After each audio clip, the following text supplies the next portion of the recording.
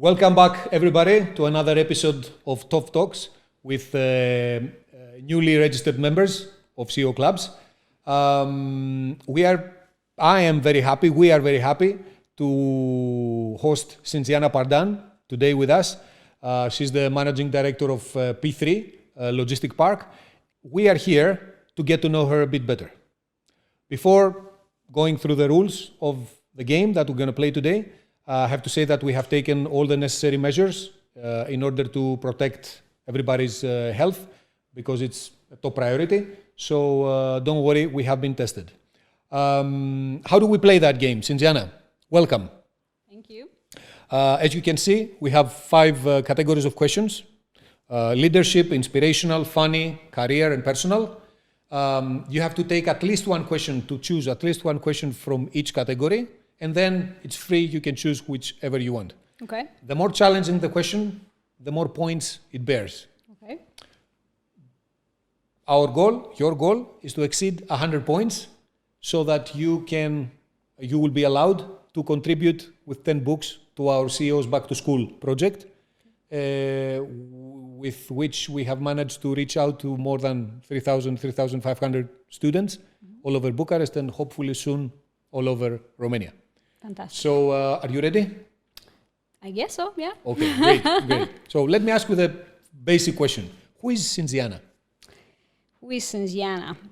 Well, I like to think of myself as an explorer, a citizen of the world, interested to find out as much as can be found out and experienced on this planet, in this world, in this life. Okay.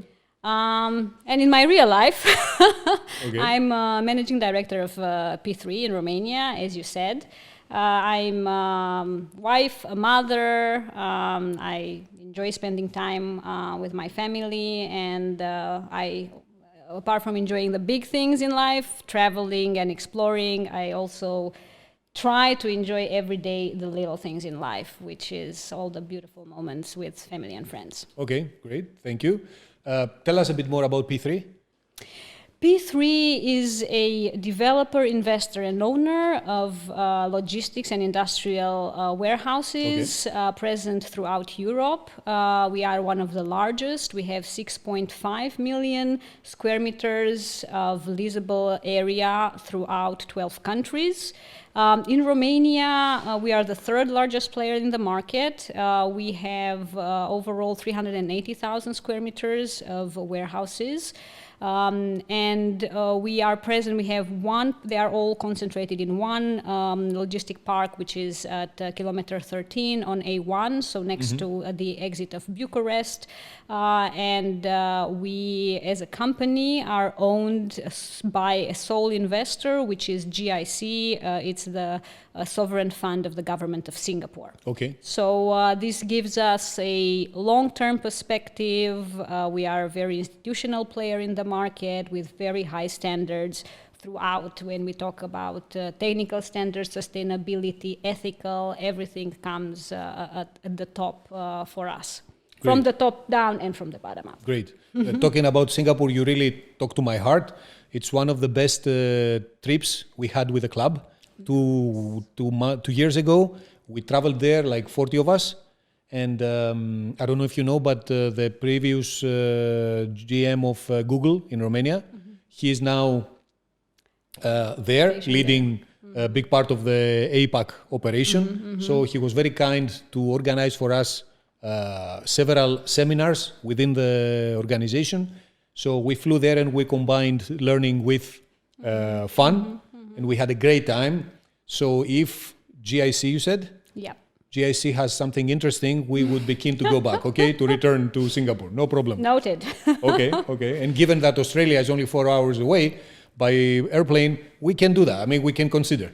Go around the world. Yes, you know. yes. Hopefully soon when we will take our lives back.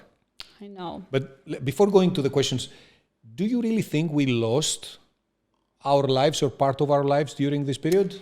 It's always a trade-off. It always, as it's in any situation, is not what happens to you, is what you do with what happens, right? Okay. So it's your take on it. That there are advantages and disadvantages. We can't obviously overlook the disadvantages. There's been tough times in business, also in personal life. We're worried about our parents, our other people we know. On the other hand, I spend more time with the family. My daughter got to spend a lot more time with me and my husband than she ever did, that she remembers of. Did she like you guys? We got along well, it was a good test, yeah. That reminds me of the joke that two kids are talking to each other and one says, man, yesterday I didn't have internet all day long. And the other guy says, so what happened? And he said, I met two very interesting guys, my parents, cool people. So, that I know. Yeah. Great. So let's start. For 15 points then. Mm-hmm. What do you want your tombstone to say? That's a pretty hard one for a first one, but wow. We don't choose them. You introduced me, you just, the deep waters, huh? Yep. It's not me, it's luck. Indeed. On my tombstone,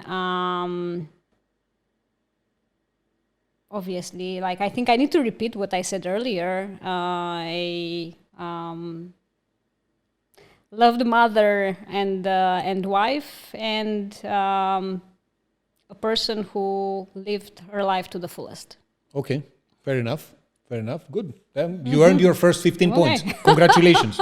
Yay! Next category. Let's take them, one by one. Start with the blue, and because we need to do a round of everything. Oh yes. Yeah. Yes. Okay. Good. Okay. So let's do that.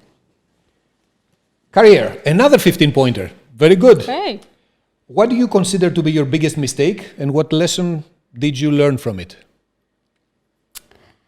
In life, it could be life, business, anything you want. Okay, I think mistake is too much to say, but as many times in life, it's more the things you don't do than the things you do. So I wish I switched. I made a step from my first big job out of it earlier in my career than I did. What stopped you? Actually, people stopped me. It was a great place to be. I felt like I was still learning, developing. There was a creeping, feeling of there's much more to things. Okay. But there were other things that were keeping me there. But okay. I think that was the things that I wish I'd done differently. Okay. Then here comes your next 15 points. Okay. Congratulations. Let's go for the next one. Funny. Let's see. Oh my God, you're going... I don't know how this happens, but these are all the challenging ones, but that's a good thing. Challenging happens to the strong. Yeah, exactly. What doesn't kill you makes you stronger, right? For 10 points, what was your most embarrassing moment? Okay, I wouldn't say most embarrassing, but I can tell you a very nice embarrassing moment that happened recently in the Zoom era. We don't use very much Zoom for our office. I use it for personal, and we use another WebEx for the office. But at some point we did the team building with everyone in P3, and one of the things was that we were part of a team, and the team had a name, and we needed to change our ID, the name that you see, to the team name. Which we did, and then my daughter saw that I did that, and then she started playing around with the Zoom, with my Zoom name. And then a couple of weeks later, we had a meeting with all my top management, with some consultants, and at some point someone was asking, so do we have everybody in? Oh, we see Peppa Pig. Peppa, okay. Who's Peppa Pig? And I'm like, who's Peppa Pig? I look, oh my God, it was me. So that was, it was funny. How old is your daughter? Sorry? How old is your daughter? She's 5.5. She's 5.5, huh? Yeah. It's amazing, huh? It's amazing. Yeah. Yes. Well, my husband was away for a while because he managed to catch the quarantine being abroad, and we had to use Zoom to communicate, right? So it's amazing. They are born with. They are natives. Yeah, they're natives. Yeah. To us, is something. I mean, not to you. You're much younger, but to somebody like me, it's something coming from the outside, which I have to add to my life. But to them, I also see my son. He's 13. This is just part of them, you know. And now they jump on the PlayStation, and I realized recently that he's not playing alone. He is there in contact with his friends who play different games, by the way, but on PlayStation, and this is their playground. My playground, which was when my friends were knocking on the door saying, Miss Anna, my mother, would you leave Sotiris to come and play with us? And then you go down and it is happening, but it's not that anymore, you know? I think we will manage to live with them in their very interesting world for a few years. And I'm really... No, not really looking forward to... No, forget I said it, cut it. No. I don't want time to pass. They cannot even imagine a world without mobile phones. Yeah. Right? And, you know, that was a big part of our lives. Yeah. You know, as like 2 months ago or something, I had this... 3 months ago, I had this Zoom. I was in Athens and I had this Zoom call with 2 people, 2 partners of ours, in their 30s, IT people. And I was sitting in a desk where next to it we have a fixed phone. And at some point the phone rang. And I told them, guys, now I'm going to surprise you. Watch this. And I picked up the phone and I put it in my ear. And I saw them being like this, like, what is he doing? Of course, they knew it was a phone, but to them, it was a completely unknown move, you know, this thing. Yeah, but... Yeah, come on. What do we know? Yeah. You are 20, I'm 35, so... Exactly. So it's okay. Yeah. So 10 points, congratulations. Inspirational. For 10 points, what advice would you give today to your younger self? I would say... be bolder in following your gut feelings. Okay. What stopped you from not being as bold as you would like? I think we go back to the previous question where it's other elements of the environment. I'm also, I love people. I love being around people. I develop good relationships, and sometimes that creates, let's say, obviously a great way of being, of living, but also some strings that are sometimes difficult to cut and maybe influence other decisions. Yeah, it's. I think, you know, it all comes down to if we are happy today, then whatever happened was well done. Oh, absolutely. Yeah. It's always a work in progress, you know, ourselves. Yep. It never stops. True. Good. So another 10 points for you. Leadership, 5 points, easy one. What are the 3 most important factors you consider when hiring somebody? Be follow. Honest. I follow. I think it was Richard Branson who's saying hire for attitude and train for skill. So attitude is by far the most important thing, and by attitude it means that someone who is eager to learn, who is curious, he's not shy or she of, you know, pulling his sleeves up and doing whatever is in front of himself doing. And then, so this would be by far the most important part. And then, of course, it's history, like its careers, and whether they're suited from a knowledge base. Okay. What is the one thing that when you see to somebody, you think, I gotta have this person? Is there one thing that is so rare? Enthusiasm and curiosity. If these 2 are together, in someone, you can move mountains. Okay. And by curiosity, I mean curiosity about the world, desire to continually, to develop, to learn, to be always better than yourself, than yesterday, you know. Let me ask you a question here. Is coachability a factor? I mean, if somebody, because it's something I'm hearing a lot from CEOs, somebody to be coachable. I think it has to do with what I'm saying as well. The desire to grow means that you look at yourself and you understand that there are areas where you can and need to grow. And it's the opposite of complacency. Complacency can come from being too full of yourself or just from a type of personality that doesn't want to grow. Yep. So this is what I avoid completely. And I think what you're saying is kind of matching what coachability goes hand in hand with desire so and the ability to grow. There. Yeah, okay, yeah, nice, yeah. nice. Good, then another 5 points for you. So you have successfully reached 55. We are very well, I think. And we have enough time. I think we have another 20 minutes, so we are very well situated. Okay. Let's go. So I continue the same. I think so. Personal. For 5 points, what is your best or a childhood memory? Something that makes you feel good, something that when you think about it, when you remember, when it comes to your mind, makes you feel nice. Could be a scent, could be anything.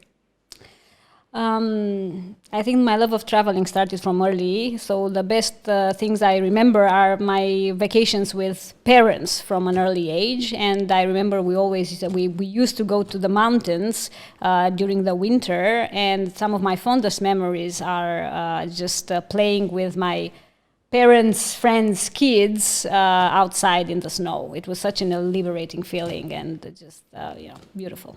Yeah, nice. Another 5 points are yours. Moving to the next one. Career. What do you consider to be your greatest success so far?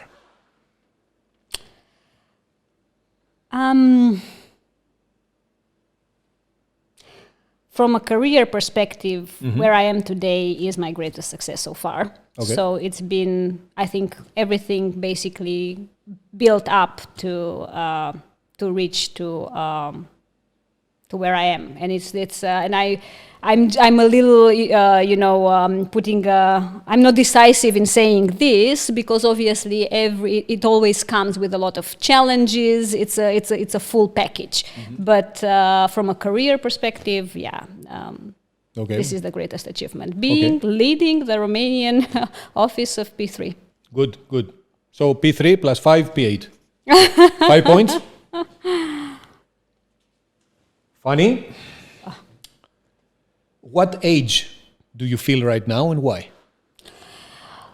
I just never could go above 30. Okay. It's just like it stopped there, right? 30 because you kind of did the exploring of 20s. You kind of, checked some of the interesting, crazy things, but there's also a lot more ahead, right? And it feels there's still more to explore and to enjoy deeper rather than wider. And you also have the means. And you also have the means, exactly. Well, and then there's COVID, but okay. Yeah. I have this friend who at some point he was having such a good time at what he was doing, his work, and he said, it's like being a student, but with money. I thought that was fantastic. I said, okay, you couldn't put it better. Great. So 10 points for you, another 10 points. Inspirational. 5 points. What are your top 3 favorite books and why? I love to read biographies. I'm most inspired by how people what people did, how they got where they are, and why. And there are on the list of the books that I've ordered for this. And I'm telling you some of the latest because it's a big array. But actually, let me start with an older one. Nelson Mandela's The Long Walk to Freedom. And then it's Bob Iger's biography, the CEO of Disney. I found that very inspirational and very close to me because it was all about also M&As, the mergers and acquisitions he did, and it was just fantastic.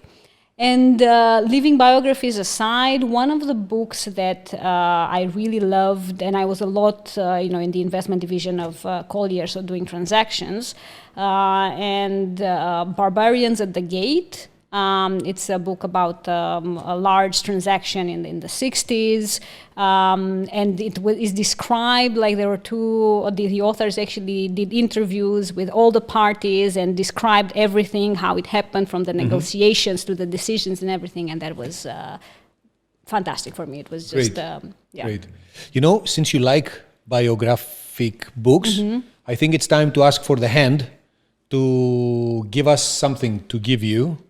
And let me ask the hand to bring us the book that is closer to him right now and on the shelves, and it's titled Educated. Have you read that book from Tara Westover? No. Okay, so it's time to... Okay. You can take it, the hand. Thank you, hand.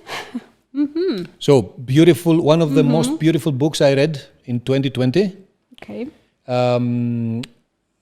It's about her childhood, her life, mainly her childhood. She grew up in Utah, in a farm, in a hardcore Mormon family. And she describes the size of her world up until the moment that she decided to go to school. And that was when she was 16, because these people didn't necessarily believe in, they believed in homeschooling and all these things, but at some point she decided to go to school. And the metaphor that this gave me is that sometimes, for reasons we don't necessarily control, we have this illusion that we know our world, we know the world, but in fact the only thing we know is our world. Yeah. And then a small window opens and immediately you realize that you know nothing. Yeah. And I found this really amazing as an experience, and I think it's, for me, what makes this book really special. I hope Fantastic. Sounds very nice. I actually had a roommate when I did some courses in the States, in Washington, D.C., that was Mormon. We became very good friends, and I'm very interested to read more about their world. It's not about Mormons per se. It's about extreme an extreme inclination or loyalty to anything. Of course. Yeah. And which of course is it's an extremity. It's extreme by nature, and no matter to which side it's extreme, I think it's it blurs. Confining, basically. Yes, exactly. So you see, you get 5 points. And a book. I think that's God. Really, I like that really question, cool, right? Yeah. Okay, great. So let's move to the next category. You have 80 points already. That's very good. For 10 points, what are the things that you appreciate the most from a colleague or a team, your team? Yeah. Attitude. Okay. Being positive, enthusiastic, and hardworking. Unfortunately, it doesn't go without hard working. Yeah. That's what I appreciate most. Hard work or creativity, if you have to choose? I don't think they exclude each other. But if you had to choose?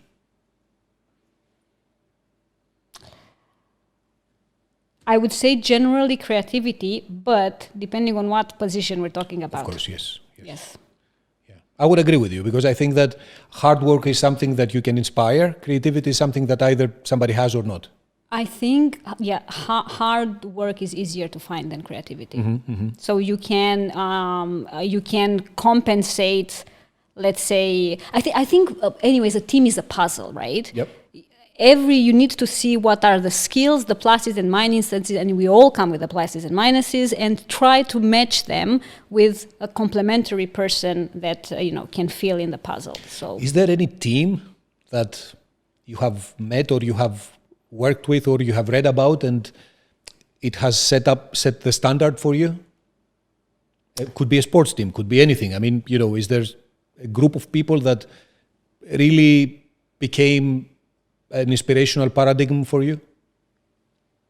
Nothing that I can think of right now. I think the only, let's say, culture that was brought to mind by your question is that of Google and their way of approaching work with putting 80%, of doing your tasks and 20% of doing something else, which I believe, again, related to your creativity questions, is very important to explore things that are different to what you do, because this is how the synapses, in your brain generate new ideas for what you are actually doing. So it's a valuable time. So that's just one element. It's not a team, but I think a culture that inspires creativity is Google. Okay, great. 10 points for you. And a personal one, which is for 10 points, which means that if you answer this one and we accept your answer, then you have reached your objective. So, if you could witness a historical moment, which one would that be and why? It's easy. I've always wanted to live in ancient Athens and just to witness the debates between the philosophers.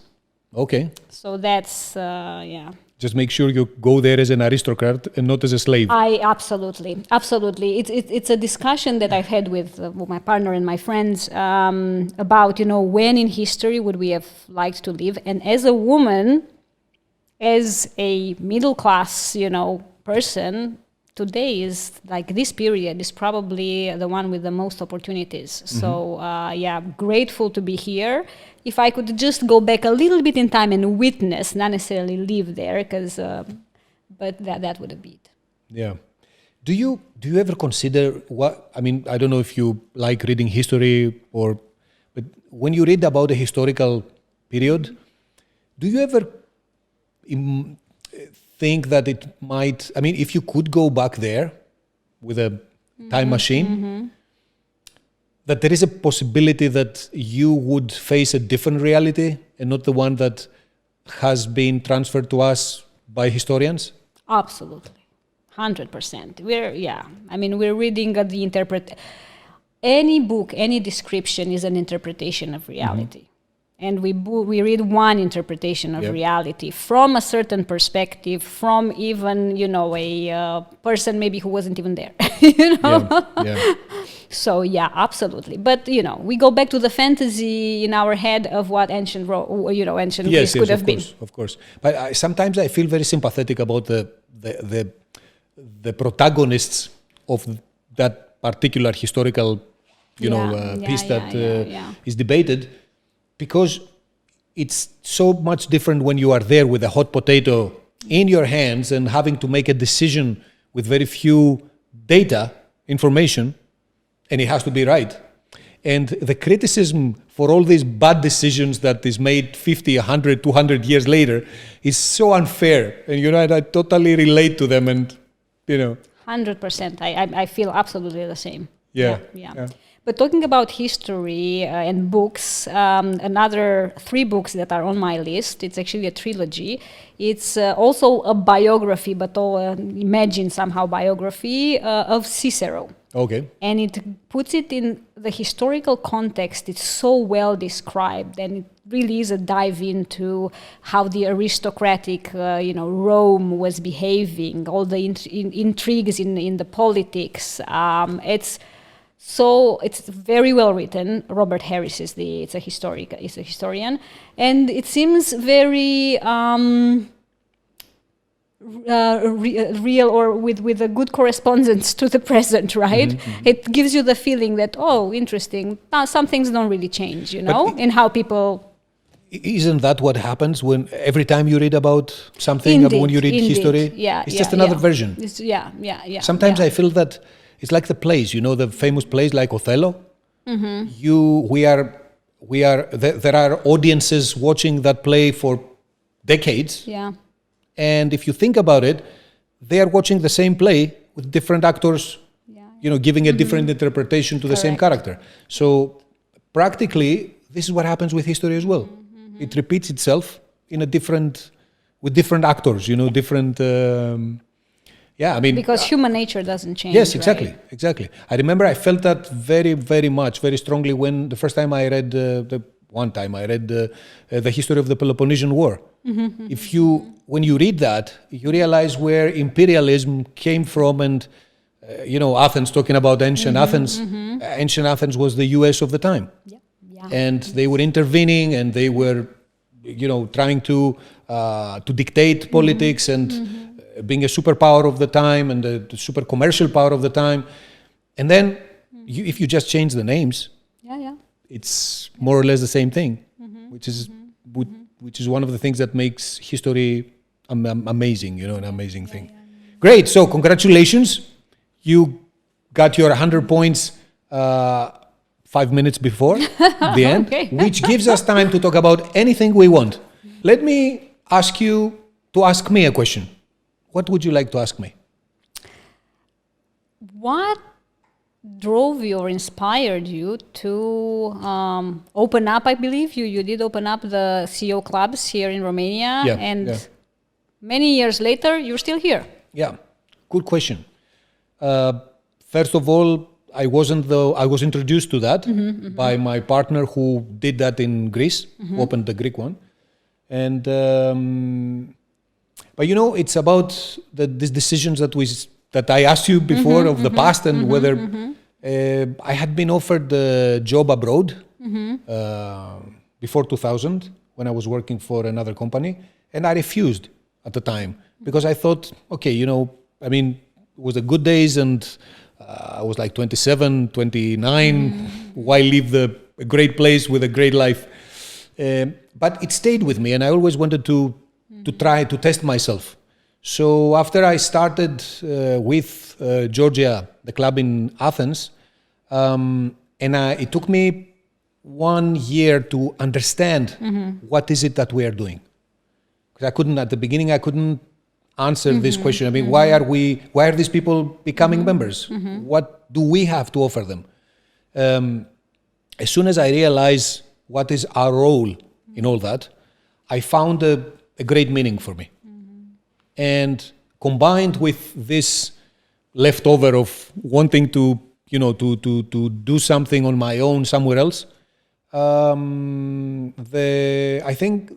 believe that the decision to come here was a combination of gut feeling and luck, if I may call it like this.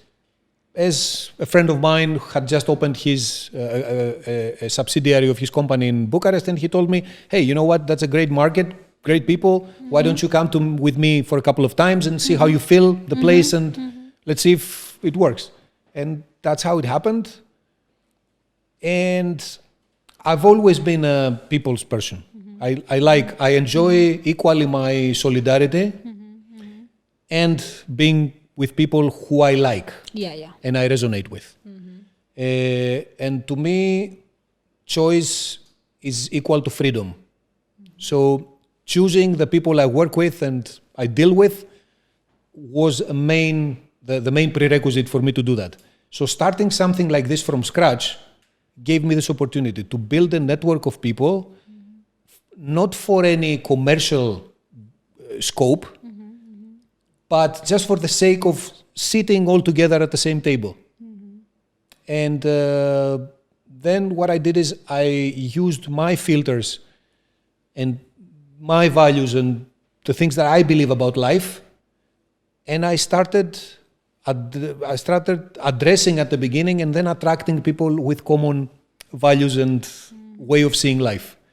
And I think that's why this project found traction, because it's not a 100% a business club. It's not 100% a networking club. It's not 100% a friends club. It's not necessarily 100%, but it's a canvas of many things whose main color is the character of the people.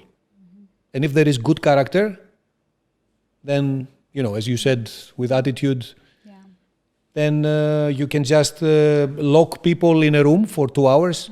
And you know that when you open the door, after 2 hours, these people, some of them have become friends, some of them started talking about a project, some others are planning their weekend. Why? Because we have this ability as human beings to identify very quickly with people alike. And I think that this is the beauty behind this gathering. which is so multidimensional that, I mean, just a random question gave me the idea to give you this book, and then something else randomly will give you the idea to just share something with me or with somebody else, and then that might trigger a big change for that person. Yeah. So what is the label that you can put on that? There's no label. And as I remember very well, in one of the first emails we exchanged, when you were wondering about what to do, what I mentioned and I say to everybody is, doesn't really matter which group you are close to, as long as it's one that you can resonate with, the people, then just be around. Because I believe that the people we hang out with play a very important role in what we become. Totally agree. So I think that in so many words, that became, after 10 years, I can tell you, after 12 years, that became my goal, my scope back then. Very nice. Thank you for the question. It sounds very fulfilling. It is. And considering that I'm doing that and I'm traveling back and forth Monday to Friday for 10 years now, wow, it cannot be any other way, because otherwise you cannot sustain something like that and have a good family life if this doesn't give you pleasure. And it cannot happen any other way. So, of course, with all its problems, all its challenges, and not every day is a walk in the park. Yep. But this is what we're here for. And thank you very much for the question. Like movies? Yes. Can you think of a movie scene that really meant something, so that talked to you, like represents something that you strongly believe in your life? That's a bonus question. Yeah.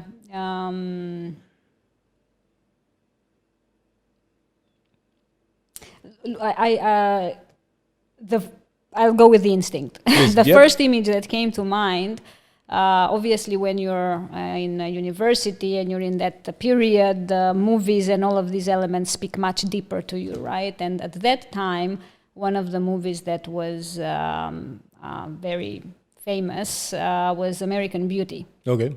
And I remember that those images with the bag, like, okay, it's a bit cheesy, but it represents exactly, both staying in the moment, enjoying the little things in life, looking at your life. And at that time, for me, it was, when I get to whatever age, the desire to look back at my life and feel satisfied with the journey and with where I am. It's a continuous journey anyway, but with the moment where I am. So that's kind of, that stayed with me, and this is the meaning I drew from it, and it kind of stuck in my head. Yeah. That I think that, I can say that now, I think that somehow, to an extent, this is a short description of how midlife crisis looks like. When you look back, and if you're disappointed with what you see, this thing starts. And on the other hand, if you are happy with what has happened so far, that gives you more inspiration and power to continue being young and feeling young, and being 30 forever, as we said. No, you might be right. And what your question also led me, and if it's about getting to know Sinziana, one of my favorite poems ever is Ithaca. Oh, you're killing me now. And so that was my inspiration since I was 20, and it never stopped to be my inspiration. We produce every year our yearbook. I don't know where we have it here. Maybe the hand can find it. No. And every year I write a piece for the cover. I think it was like 3 years ago when instead of my piece, I put Ithaca. So it's so inspirational and so deep. And especially the ending. Yes. It it's like a mirror, and you have to admit what you see, and that's it. And in the end, it's not those Ithacans, exactly. It's you. Yep. So great. Sinziana, thank you so much for this beautiful discussion. Much. Before closing, I would like to ask you one last question, which is, what is it that you expect from an interaction with such a group? I told you that I love reading biographies, right? So I love to know people. And this is what I'm expecting, to know people and to get, touched, wowed, impressed, everything. So I'm just the exploring. Great. But in this case of people and of relationships. And, Great. Okay, it's a promise. Great. Sinziana, thank you so much. Thank you everybody for being with us for another episode of Top Talks. See you soon to the next one.